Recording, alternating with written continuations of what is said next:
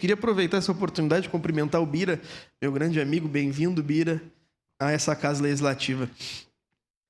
Presidente, o vereador Daniel falou sobre achismo.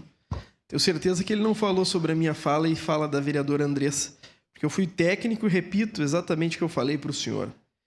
Se nós tivermos o ingresso de 1.000 alunos com o teto do Fundeb, nós teremos 8.500.000 reais no que nós estamos recebendo. Se nós tivermos a saída de 928 alunos do 8º ano, mais a saída de 900 alunos do 9º ano, com a média do recolhimento do Fundeb, então nós tivemos uma retirada de 1.828 alunos e o ingresso de 1.000 alunos, porque saem os do 8º, que iriam para o 9º, e saem os do 9º, porque vão naturalmente ao ensino médio. E ingressam 1.000 alunos.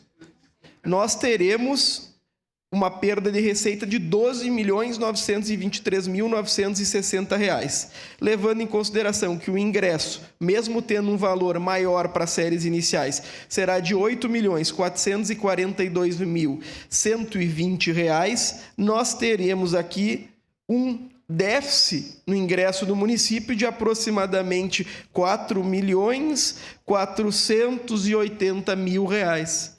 Se o problema não é econômico, já que está sobrando dinheiro para esse governo, então que nós mantenhamos os alunos, não é um problema, né, vereadora Andressa?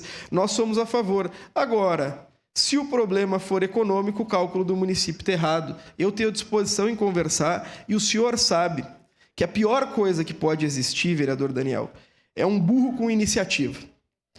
E o prefeito Adiló, infelizmente, tomou uma iniciativa vendo uma escola e não fazendo os cálculos. Muito obrigado. Próximo inscrito, vereador Jack.